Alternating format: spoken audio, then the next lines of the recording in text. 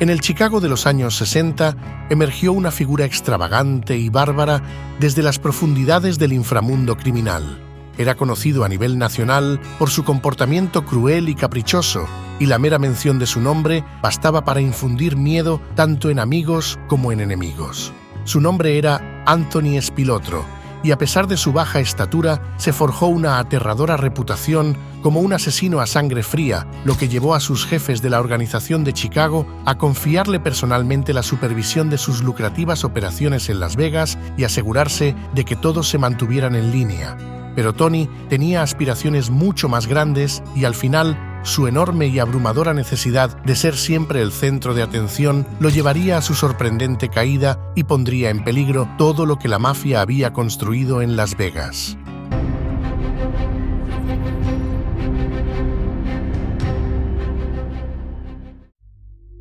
Tony nació el 19 de mayo de 1938 en el lado sur de Chicago. Creció en una pequeña casa de 2 pisos en un vecindario italiano donde compartía un solo dormitorio con sus 5 hermanos. Su padre, Pasquale Spilotro, era dueño y operador de un restaurante llamado Pazzi, una pequeña charcutería famosa en todo Chicago por sus albóndigas caseras.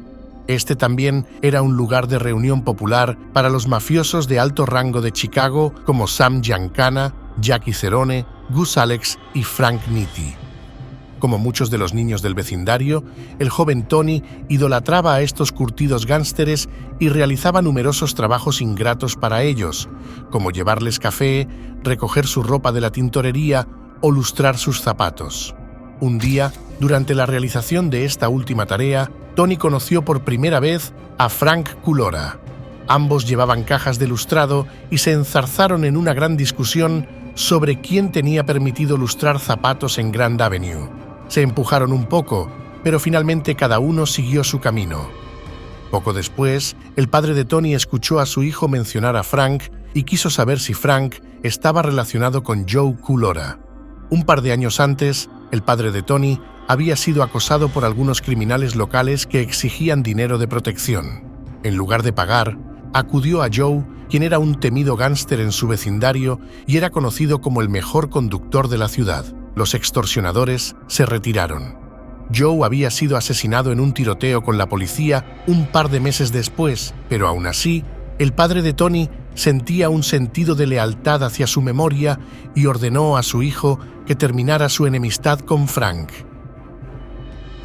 Los dos se convirtieron en amigos y formaron una pequeña pandilla que también incluía a los hermanos de Tony, así como a otros jóvenes del área. A pesar de su baja estatura, Tony rápidamente se ganó la reputación de ser el niño más duro del vecindario, tanto que su hermano mayor, Víctor, ofrecía incluso $5 a otros niños si podían vencerlo en una pelea. Usualmente, Tony podía defenderse solo, pero si parecía que el otro chico iba a ganar, toda su pandilla se lanzaba sobre él y le daba una brutal paliza. Al principio, la pandilla de Tony participaba en delitos menores, como el vandalismo y el allanamiento de morada, pero no pasó mucho tiempo antes de que avanzaran hacia robos a mano armada. Un plan particularmente lucrativo consistía en que uno de los miembros esperara dentro de un banco hasta ver a alguien retirar una gran suma de dinero. La pandilla seguía a esa persona y la robaba cuando estaba sola. Según Frank, este plan tuvo tanto éxito que algunos meses lograron robar cantidades de dinero inimaginables para ellos en ese momento. A sus 17 años, Frank estaba decidido a disfrutar de su nueva riqueza y se compró un Cadillac nuevo. Tony, sin embargo, tenía otras ideas, ya que utilizaba su parte del dinero de los robos para congraciarse con la mafia de Chicago. Cuando vio el Cadillac, incluso advirtió a Frank que lo devolviera, porque sabía que si alguien afiliado a la organización lo veía, irían tras Frank y exigirían una parte de su dinero mal habido. No pasó mucho tiempo antes de que Tony empezara a frecuentar a un ejecutor de la organización llamado Vincent de Saint Inserro. A pesar de que Vincent era incluso más bajo que Tony, tenía una temible reputación como asesino despiadado. A través de Vincent, Tony fue presentado a importantes miembros de la organización. Incluso en esos primeros días, Tony tenía un solo objetivo en mente, diciéndole a Frank un día: «Algún día voy a ser el jefe de todo el sindicato». Tony estaba ansioso por demostrar su valía y su oportunidad llegaría un fatídico día en 1962. Dos miembros de la banda de robos de Frank, Billy McCarthy y Jimmy Miraglia, habían estado recientemente involucrados en un altercado en un bar propiedad de la organización. Los dos habían estado bebiendo en exceso y actuando de manera beligerante, por lo que fueron golpeados y expulsados del bar por los hermanos Ronnie y Philip Scalvo. Avergonzados, Billy y Jimmy juraron venganza. Un par de semanas después, estacionaron su auto fuera del bar y esperaron a que los hermanos terminaran su turno. Cuando vieron a los hermanos junto con una de sus novias subir a un coche y marcharse, los siguieron. Después de viajar detrás de ellos por un rato, vieron su oportunidad cuando los hermanos condujeron hacia una zona residencial de clase alta llamada Elmwood Park. Mientras estaban en una señal de alto, se acercaron al coche de los hermanos y abrieron fuego. Philip recibió un disparo en el cuello y puso el coche en reversa, lo que hizo que se estrellara contra una casa cercana. Jimmy y Billy vaciaron sus pistolas en el coche, matando a los tres ocupantes. Este incidente pronto se convirtió en un gran escándalo para la organización. Elmwood Park era uno de los barrios más prestigiosos de todo Chicago, hogar de muchos políticos y mafiosos de alto rango. Por esta razón, todos entendían que cometer crímenes en Elmwood Park estaba absolutamente prohibido. Un par de días después, Frank recibió una llamada de Tony pidiéndole que se reunieran en una bolera cercana. Cuando Frank llegó, notó un cambio drástico en el comportamiento habitual de Tony. Estaba completamente enfocado en los negocios.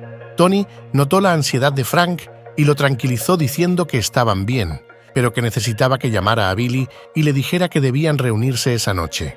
Tony incluso le proporcionó una mentira, diciéndole que le dijera a Billy que tenían un gran golpe planeado y que debían reunirse urgentemente. Frank dudaba, pero Tony afirmó que solo quería hablar con Billy y ver si tenía alguna información. Como Tony no mencionó a Jimmy, Frank pensó que estaba diciendo la verdad y llamó a Billy para organizar la reunión en un restaurante llamado The Chicken House. Luego, los dos tomaron el coche de Frank y comenzaron a conducir hacia el restaurante, pero en el camino, Tony dijo que debían hacer una parada rápida en otro restaurante primero. Al llegar al estacionamiento, Tony salió del coche y tuvo una breve conversación con el conductor de un Ford azul oscuro. Luego, Tony dijo que Frank debía salir de su coche y esperar dentro del Ford. Frank se subió y se dio cuenta de que el conductor no era otro que Vincent DeSaint. Los dos se sentaron en completo silencio mientras Tony tomaba el coche de Frank y se alejaba. 40 minutos después, Tony regresó y solo dijo: «No te preocupes, todo salió bien». Luego se subió al coche de Vincent y se marchó. Esa noche, la esposa de Billy llamó a Frank para preguntarle si había visto a su esposo, ya que era inusual que estuviera fuera tan tarde. Frank mintió y dijo que no tenía idea de lo que le había pasado y luego se fue a dormir. 3 días después, Frank se encontró con Jimmy en un restaurante. Frank le advirtió que Billy había desaparecido y le dijo que debía abandonar la ciudad, a lo que Jimmy respondió: «¿Por qué? No tengo nada de qué huir o esconderme». Una semana después, la policía descubrió los cuerpos de Billy y Jimmy en el maletero del coche abandonado de Jimmy. Al día siguiente, Frank recibió una llamada de Tony, quien le dijo que necesitaban hablar. Tony, jubiloso, le explicó lo sucedido. Tony afirmaba que pronto se convertiría en un hombre hecho dentro de la organización, y cuando Frank le preguntó por qué, le contó toda la historia de los últimos momentos de Billy McCarthy. Tony había conducido en el coche de Frank y lo había estacionado justo frente al restaurante de encuentro antes de entrar. Cuando Billy llegó, vio el coche de Frank y asumió que ya estaba dentro esperándolo. Al entrar, Tony, que estaba sentado solo en un reservado, lo llamó y le dijo que también estaba esperando a Frank. Los dos se sentaron juntos por un rato y charlaron un poco antes de que Billy decidiera que ya no quería esperar más y se marchara. Cuando Tony y Billy salieron del restaurante, fueron seguidos por dos hombres que habían estado sentados separados adentro. Justo cuando Billy abrió la puerta de su coche, fue rodeado por Tony y esos dos hombres misteriosos, a quienes pronto reconoció como dos sicarios que solo respondían a la alta jerarquía de la organización. Los tres hombres ataron a Billy y lo obligaron a acostarse en el suelo del coche. Tony luego devolvió el coche de Frank, mientras sus dos asociados llevaban a Billy a un taller controlado por la mafia. Cuando Tony llegó al taller más tarde, Billy ya estaba siendo torturado. Durante las siguientes horas, los tres hombres trabajaron en Billy con la intención de hacerle revelar el nombre de su cómplice por cualquier medio necesario. Pero no importaba lo que hicieran, Billy mantenía la boca cerrada hasta que Tony lo arrastró a un banco de trabajo y le puso la cabeza en una prensa. Tony apretó la prensa hasta que uno de los ojos de Billy se salió. Solo entonces, finalmente dio el nombre que estaban buscando. Tony creía que después de tal exhibición bárbara no pasaría mucho tiempo antes de ser oficialmente reconocido, pero su suerte cambió rápidamente. No mucho después, cuando uno de los principales sicarios de Sam Giancana estaba en Nueva York por negocios, alguien había irrumpido en su casa y robado más de $400,000. También le habían puesto una pistola en la cara a su esposa y le habían robado todas sus joyas. El sicario enloqueció cuando escuchó sobre el incidente e hizo todo lo posible para encontrar al culpable, incluyendo hacer que policías corruptos le llevaran miles de fotos de fichas policiales para que su esposa las revisara, pero todo fue en vano. Pasaron 2 semanas y aún no estaba más cerca de identificar al culpable. Entonces, uno de sus subordinados le dijo que la única persona que conocía que podría haber hecho algo así era Tony Spilotro. Sin otra pista, ordenó a Tony que fuera a su casa. Tony sabía que una invitación así solo podía significar problemas, por lo que pidió a un buen amigo suyo llamado Frank Lefty Rosenthal que lo acompañara. Aunque Lefty era 9 años mayor que Tony, eran buenos amigos, ya que ambos habían crecido en el mismo vecindario y frecuentaban los mismos círculos. Lefty era un apostador deportivo renombrado en todo el submundo criminal como uno de los mejores en el negocio y trabajaba estrechamente con varios mafiosos de alto rango, incluyendo al sicario en cuestión.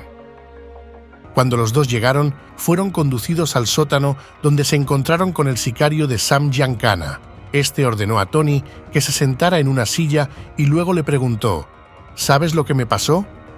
Tony respondió: sí, lo siento. Cuando le preguntaron si conocía a alguien que pudiera hacer algo así, Tony respondió que no, con un tono de voz molesto. Cuando el sicario preguntó: ¿estás seguro? Tony respondió sarcásticamente: ya respondí a esa pregunta. Instantáneamente, tiró a Tony al suelo y comenzó a estrangularlo.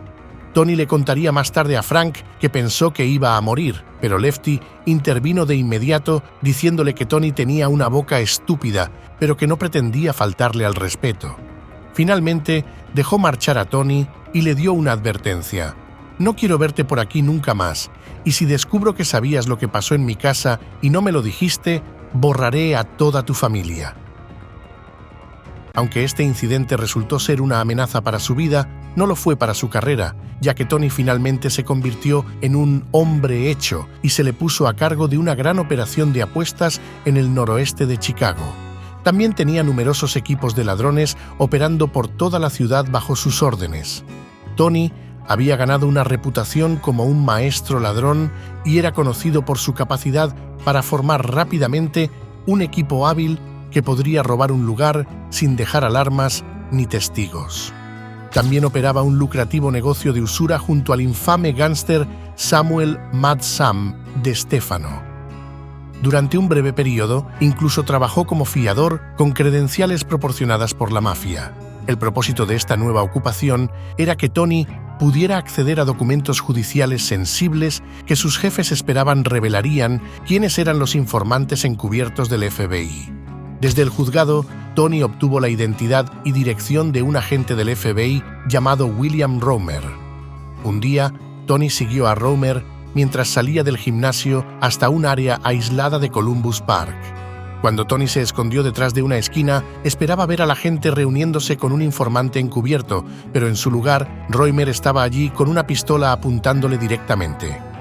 ¿Me estás buscando, amigo?, preguntó Roemer. Solo estoy dando un paseo. ¿No es este un parque público?, replicó sarcásticamente Tony.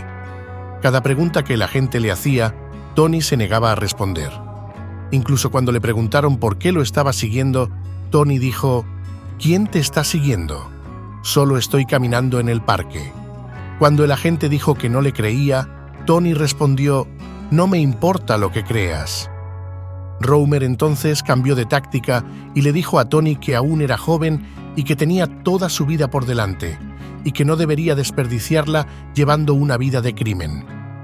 Sin embargo, el mensaje no llegó a Tony y este replicó: ¿entonces debería vivir como tú? He visto cómo vives, he visto tu casa, gran cosa. ¿Por qué querría vivir como tú? Incluso con una pistola apuntándole en la cara por un hombre casi el doble de su tamaño, a Tony no le importaba. Mantuvo la misma actitud, una que el agente del FBI describiría como: ese era Tony, te desafiaba a que lo mataras. Fue a través de esta interacción que Tony ganaría su famoso apodo. Cada vez que un colega o contacto de los medios preguntaba por él, el agente Roemer decía: ¿a quién te refieres, a ese pequeño mequetrefe? Pero debido a los estándares de la época, tal palabra no era apta para publicación, por lo que cada vez que aparecía en los periódicos, en su lugar lo llamaban Tony la hormiga, aunque evidentemente su baja estatura también es una fuerte hipótesis del surgimiento de su apodo. Aunque esta creación de la prensa no hubiera sido su primera elección para un apodo, a Tony le encantaba la atención que recibía de los medios y disfrutaba haciendo muecas para las cámaras mientras pasaba. Mientras que a los mafiosos generalmente les gustaba mantener sus nombres fuera de los periódicos, Tony se deleitaba con ello y siempre buscaba llamar la atención. Frecuentemente, Tony realizaba trucos para asegurarse de que su nombre permaneciera en los titulares. Aunque a los medios les encantaba seguir a Tony, su fascinación era superada por la policía, que lo tenía bajo vigilancia las 24 horas del día. Las fuerzas del orden sospechaban que estaba involucrado en el brutal asesinato de Billy McCarthy y Jimmy Miraglia, y también creían que estaba implicado en muchos otros crímenes. Sin embargo, Tony era inteligente y aprendió a evadir la vigilancia policial, además de hablar sobre negocios en palabras en clave. En 1967, la policía allanó la casa de Tony después de enterarse de que operaba un antro de apuestas ilegales. Tuvo que pagar una multa, pero no cumplió tiempo en la cárcel. 2 años después, un informante les avisó que Tony estaba dirigiendo una operación de apuestas dentro de una fábrica abandonada. Cuando llegó la policía, algunos de los hombres de Tony los retrasaron en la puerta mientras él y el resto comenzaron a comerse las apuestas de papel y otros registros financieros para destruir pruebas. Cuando finalmente entraron, los policías solo encontraron suficiente evidencia incriminatoria para obligar a Tony a pagar otra multa. Con la presión aumentando, un miembro de alto rango de la organización tuvo una idea brillante. El actual principal ejecutor de la mafia en Las Vegas, Marshall Joseph Caifano, había sido expulsado de todos los casinos de la ciudad. Alguien nuevo debía asumir su rol, y creyeron que Tony era el hombre adecuado para el trabajo debido a su temible reputación. En este nuevo rol, Tony trabajaría con su viejo amigo Lefty Rosenthal para asegurar que el plan de los jefes de Chicago de desviar ganancias de los casinos continuara sin problemas. Con el intachable Allen Glick como propietario del casino, era tarea de Lefty acceder a las salas de seguridad y sacar tanto dinero como fuera posible antes de que se registrara como ingresos, algo en lo que era excelente. A Tony se le asignó la tarea de vigilar de cerca a Lefty y Glick, pero lo más importante, de asegurar que el dinero siguiera fluyendo hacia Chicago. En 1971, Tony, su esposa Nancy y su hijo de 4 años, Vincent, se mudaron a una casa de 3 habitaciones en un vecindario de clase media en Las Vegas. Tony y Nancy se hicieron rápidamente amigos de la familia de Lefty, en especial de su nueva esposa, Jerry McGee. Las dos parejas pasaban mucho tiempo juntas, ya sea en sus casas o en el club de campo. Tony también asistía a todos los partidos de la liga infantil en los que jugaba su hijo. Aunque Tony intentó inicialmente crear la fachada de que vivía una feliz vida suburbana, su plan se desmoronó rápidamente. Desde el momento en que puso un pie en Las Vegas, la policía local y el FBI fueron informados, ya que la policía de Chicago les envió su historial y todas las pruebas que habían reunido sobre él.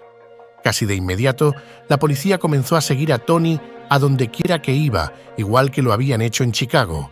Sin embargo, aún así, logró mantenerse un paso adelante de las fuerzas del orden y no pudieron impedir sus planes. Tony tenía grandes ideas para Las Vegas y planeaba convertirse en una figura aún más prominente, el jefe del crimen más poderoso de la ciudad. Afortunadamente para él, esto no sería muy difícil de lograr, ya que antes de su llegada a Las Vegas, la ciudad era un lugar relativamente tranquilo y seguro. La mafia generaba tanto dinero con sus operaciones de desvío en los casinos que habían hecho un esfuerzo concentrado para mantener la tasa de criminalidad lo más baja posible, evitando así la atención no deseada de la policía. Las cosas estaban tan calmadas que el mayor usurero de la ciudad operaba su negocio desde su restaurante Tower of Pizza y sus camareras también actuaban como cobradoras de deudas. Con la llegada de Tony, todo cambió.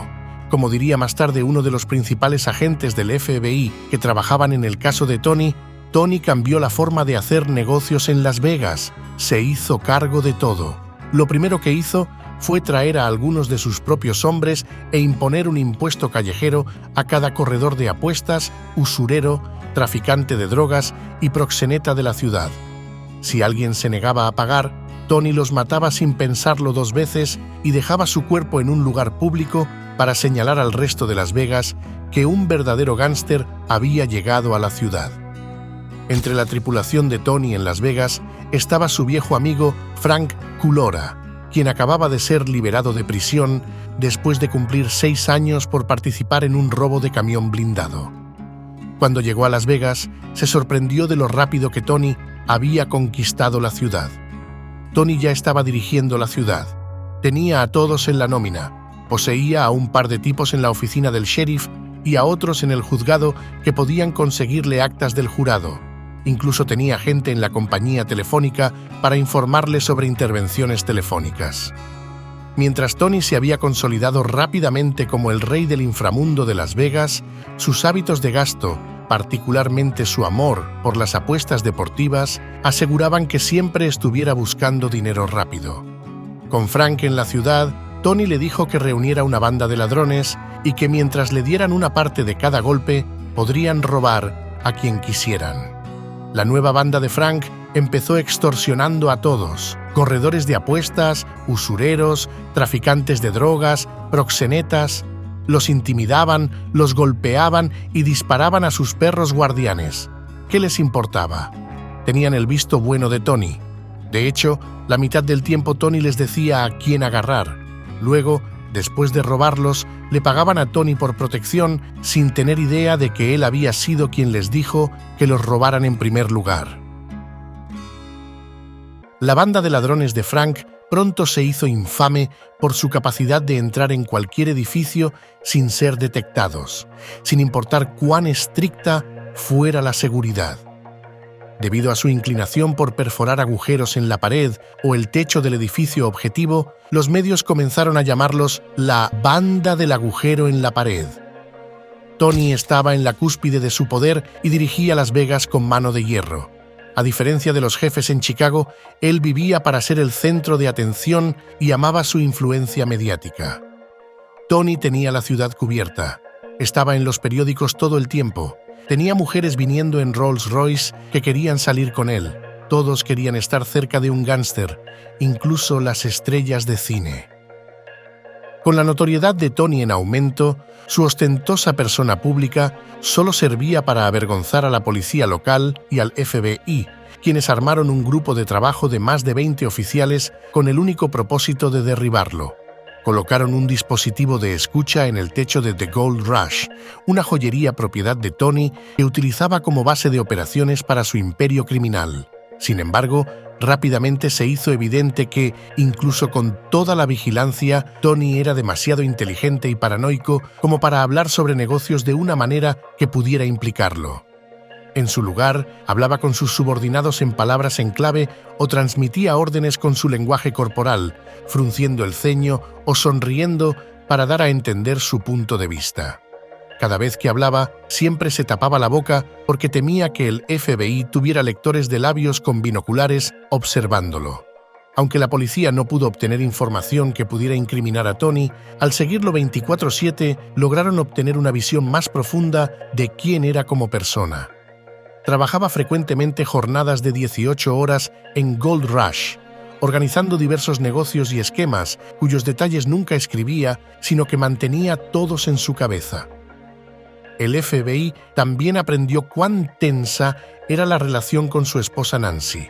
Los dos dormían en camas separadas y apenas hablaban, pero cuando lo hacían, a menudo involucraba una discusión. Tony también estaba llevando a cabo una aventura a espaldas de su esposa. Un día, mientras su novia lo visitaba en Gold Rush, Nancy irrumpió y comenzó a gritarle.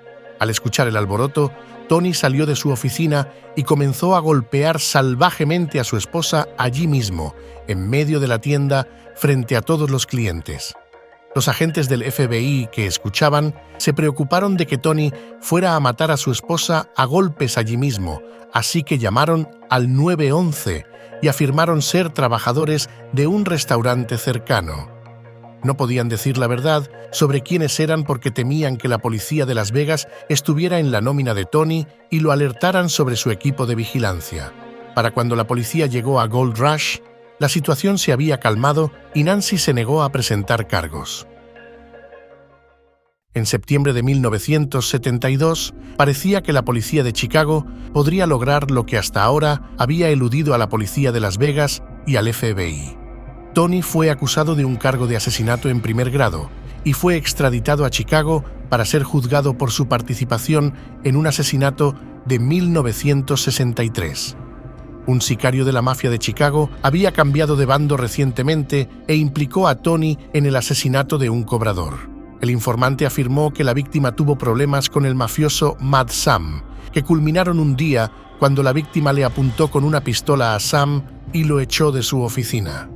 Un par de días después, el hombre fue atraído a una casa abandonada donde fue torturado y asesinado por Sam y Tony Spilotro. Mientras esperaba el juicio, Tony se preocupaba cada vez más por el comportamiento de su coacusado, el famoso y excéntrico Mad Sam. Sam había recibido recientemente una sentencia de 3 años por amenazar con asesinar a un testigo y también se había presentado en una audiencia judicial vistiendo pijamas y sentado en una silla de ruedas mientras gritaba por un megáfono.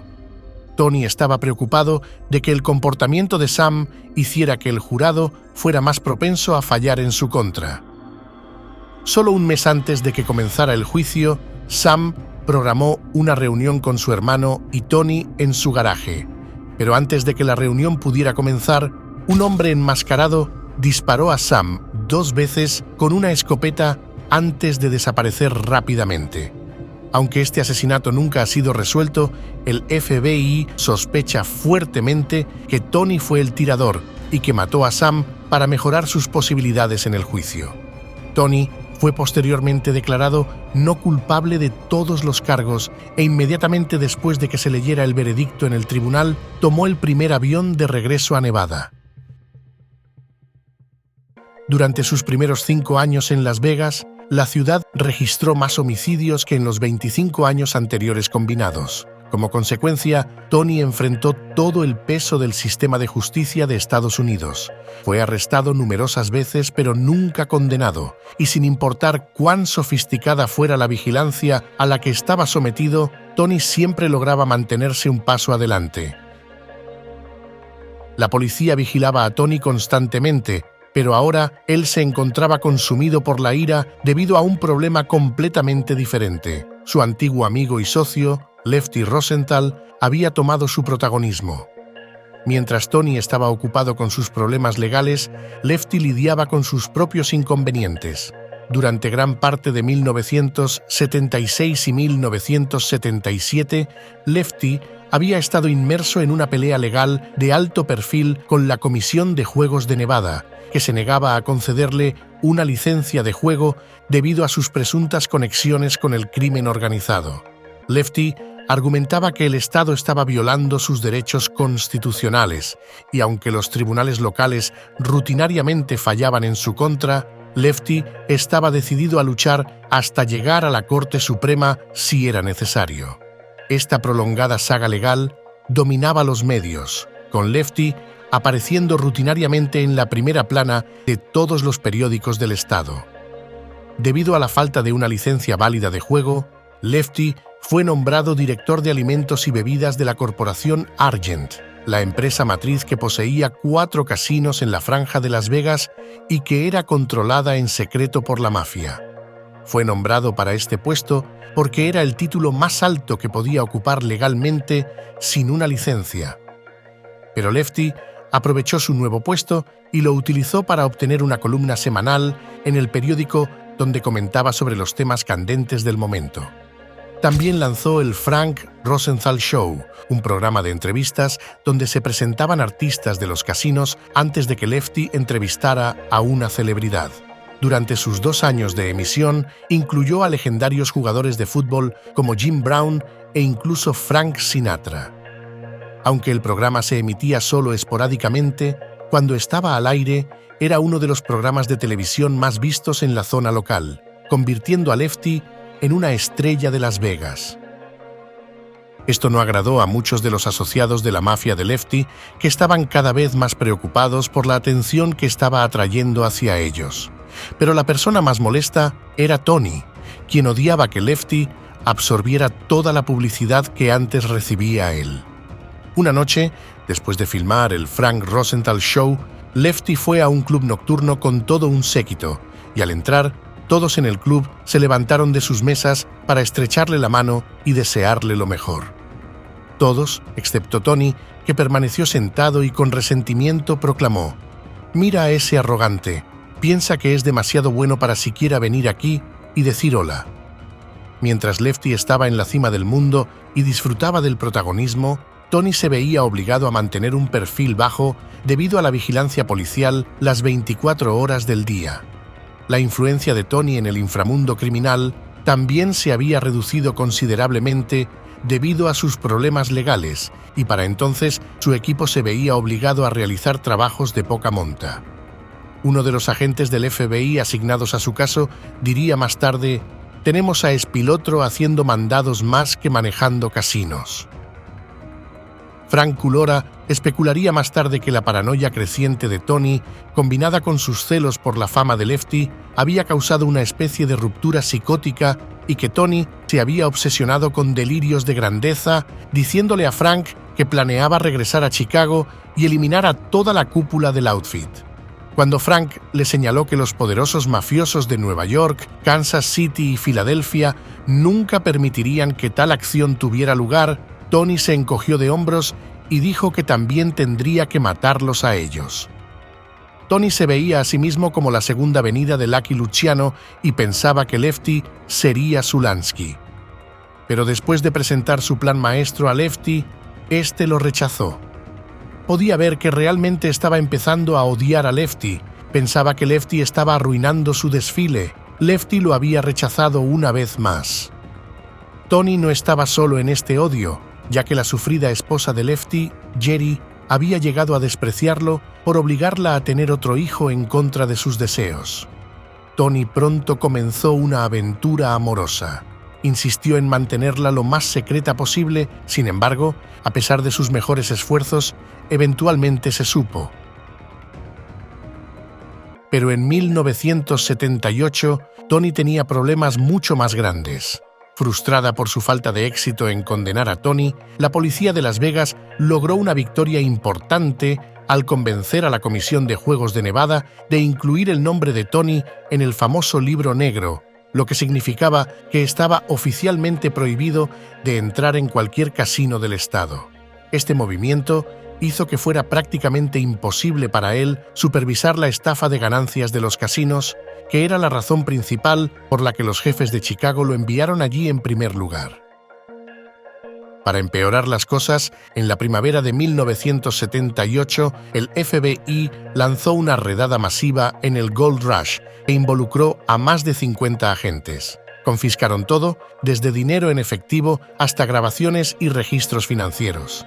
La redada generó tanta publicidad que Tony se encontró en la primera plana de todos los periódicos durante la semana siguiente, y aunque la redada resultó ser un fracaso masivo, con Tony y todos sus asociados siendo liberados sin cargos, la mala prensa generada se convirtió en otro punto de conflicto para los jefes de Chicago, que rápidamente se estaban formando la opinión de que Tony estaba causando más problemas de los que valía. El punto de ruptura llegaría en 1981, cuando el 4 de julio Frank y toda la pandilla del agujero en la pared fueron arrestados mientras intentaban entrar en una tienda que creían tenía una gran cantidad de dinero en efectivo. Tan pronto como perforaron el techo, fueron completamente rodeados por un gran número de policías. Esto se debió a que el especialista en sistemas de alarma del grupo se había convertido en informante y había alertado a la policía sobre los planes del grupo. Pero no fueron los únicos arrestos que hizo la policía, ya que además de la pandilla del agujero en la pared, muchos de los principales mafiosos de Chicago, incluido el jefe del outfit, también fueron acusados por su papel en la operación de estafa de casinos. Finalmente, los jefes colocaron una cantidad exorbitante de la culpa directamente sobre Tony por toda la atención que había atraído hacia sí mismo. Pero Tony era ajeno a esto y su principal preocupación ahora era mantenerse fuera de la cárcel. Sabía que el caso del gobierno contra él dependía del testimonio del informante de la pandilla, pero como Tony y él nunca habían hablado cara a cara, la única persona que podía probar que Tony había ordenado algo era el propio Frank. Una mañana, mientras Frank dormía profundamente, fue despertado por el sonido de disparos y al mirar afuera, vio que su vecino había sido abatido a tiros y un grupo de hombres enmascarados se alejaba rápidamente en una camioneta. Un par de semanas después, el FBI le reprodujo a Frank una grabación de Tony poniendo un contrato sobre él. Esto fue suficiente para convencer a Frank de traicionar a Tony y acordar testificar contra él en la corte. Frank admitió ante la policía su participación en más de 6 asesinatos cometidos por orden de Tony. También confesó que fue su llamada telefónica la que finalmente llevó a Billy McCarthy a su muerte. Sin embargo, en el juicio, su testimonio resultó ser insuficiente, ya que era su palabra contra la de Tony, y la policía no tenía pruebas contundentes contra él. Tony fue absuelto una vez más en el juicio, pero fue acusado nuevamente poco después por su papel en la operación de estafa de casinos. Mientras estaba en libertad bajo fianza esperando juicio, Tony visitó la casa de su hermano Michael el 14 de junio de 1986. Luego, los dos se marcharon en el coche de su hermano y se dirigieron a reunirse con un mafioso de alto rango en el estacionamiento de un hotel. Los dos hermanos creían que por sus esfuerzos en Las Vegas, Tony estaba a punto de recibir una promoción mientras que su hermano se convertiría en un hombre hecho. Se subieron al coche y los tres viajaron a una casa a 10 minutos de distancia en los suburbios de Chicago para la ceremonia que asumieron que estaba a punto de tener lugar. Pero sin que los hermanos lo supieran, unos días antes, todos los jefes de Chicago, que aún no estaban en prisión, celebraron una reunión secreta para discutir sus próximos casos judiciales y cuál sería su mejor curso de acción.